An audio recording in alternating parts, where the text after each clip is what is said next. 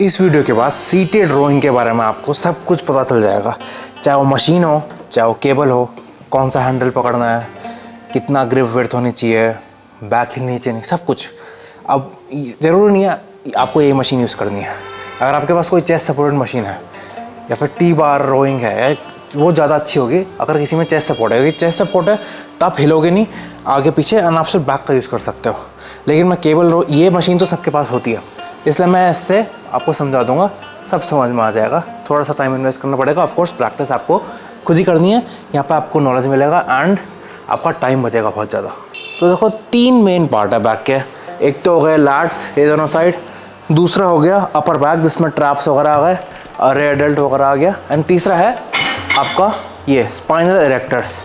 ये काफ़ी लोग इग्नोर करते हैं एक्चुअली, बट मेनली 3 पार्ट में हम डिवाइड कर देंगे बैक को। ऐसा उसे बैक में एक्चुअली और भी बहुत ज़्यादा मसल्स हैं, बट हम इन 3 पार्ट में डिवाइड कर देंगे फॉर सिंप्लिसिटी। तो सीटेड रोइंग से कौन सा वाला पार्ट ट्रेन होता है? सारे पार्ट ट्रेन हो जाते हैं, डिपेंड करता है आपकी टेक्निक कैसी है। तो अगर आपको अपने लैट्स पे फोकस करना है तो ज़्यादा अच्छा क्या होगा कि आपका जो हाथ है, आपका अपर आर्म है, आपके बॉडी के पास रहेगा, ठीक है। एंड ये जो एंगल है साइड से दिखेगा, ये 90 डिग्री से कम नहीं होना चाहिए। अगर ये कम होने लगे 90 डिग्री से तो फिर आपके आर्म ज़्यादा ट्रेन हो जाएंगे, आपके आर्म जल्दी थक जाएंगे। ये होना चाहिए कि ये 90 डिग्री है और हाथ मेरा बॉडी के बहुत पास है। एंड मैं ऐसे इमेजिन करूँगा कि मुझे जो ये एल्बोज़ हैं ये अपने हिप्स पे मारने हैं, ठीक है। तो अब उसके लिए ग्रिप कौन सी होगी?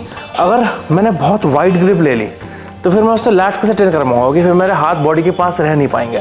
तो फिर नैरो ग्रिप तो नहीं, बट ऐसा होना चाहिए कि शोल्डर विड्थ की ग्रिप हो अगर मुझे लैट्स को बेस्ट ट्रेन करना है। और मुझे बस इसमें फोकस ये करना होगा कि जो मेरा एल्बो है वो मैं टच करना चाह रहा हूँ अपने हिप्स पे, एंड बस बॉडी के बहुत पास है मेरा आर्म, कुछ ऐसा है। एंड लैट्स ट्रेन करने के लिए आपको स्कैपुला लॉक ही रखनी है रो में। आपको ऐसे आगे राउंडिंग अनराउंडिंग ये कुछ नहीं करना, चेस्ट आउट पूरे मोशन में, ठीक है। ये आपको ब्रेक नहीं करना है बिल्कुल, एंड बस बॉडी के पास ऐसे खींचना है। बल्कि अभी ट्राई करो, बिना वेट के भी हो जाता है। अभी ट्राई करो, बस चेस्ट आउट रखो, ठीक है, हाथ आगे, चेस्ट एक्सट्रीमली आउट।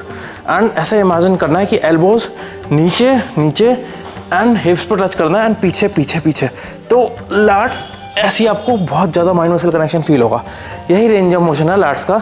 बल्कि रोइंग मोशन में आगे से लैट्स की रेंज ऑफ मोशन बहुत ही छोटी है, बस इतनी है, ज़्यादा नहीं। हाँ, ऊपर से बहुत ज़्यादा है पर आगे से बहुत ही छोटी रेंज ऑफ मोशन है। तो डरना नहीं है कि ये तो बहुत कम है, नहीं, बहुत ही अच्छी एक्सरसाइज होती है सीटेड रोइंग लैट्स के लिए।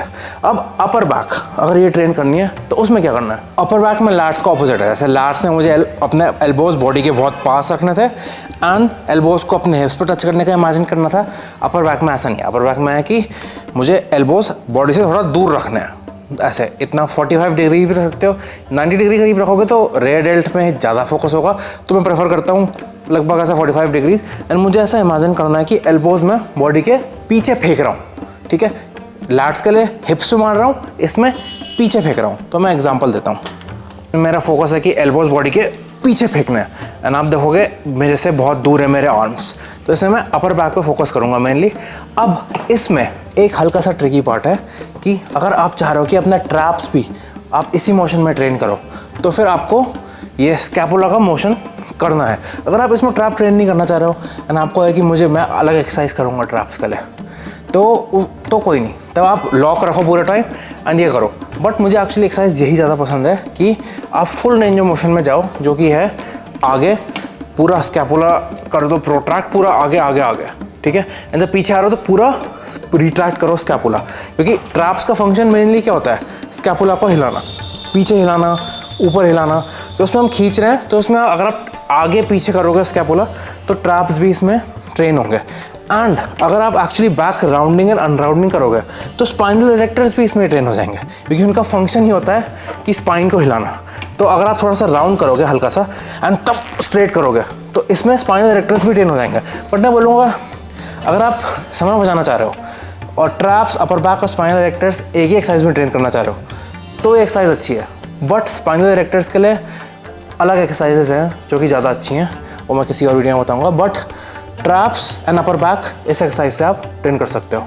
आपको हैंडल कौन सा चूज़ करना है इतना फ़र्क नहीं पड़ता, सारे हैंडल से ही काम बन जाता है। बस ये है कि ऑफ कोर्स अगर आपको अपर बैक ट्रेन करनी है एंड आप इतना नैरो वाला हैंडल ले लोगे तो फिर आप एल्बोज वाइड रखने में स्ट्रगल करोगे। तो अगर वाइड रहेगा तो वो एल्बोज वाइड रखने में ईजी करेगा। अगर आपको लैट्स ट्रेन करनी है एंड आपने वाइड वाला एकदम हैंडल ले लिया तो आप एल्बोज बॉडी के पास कैसे रखोगे?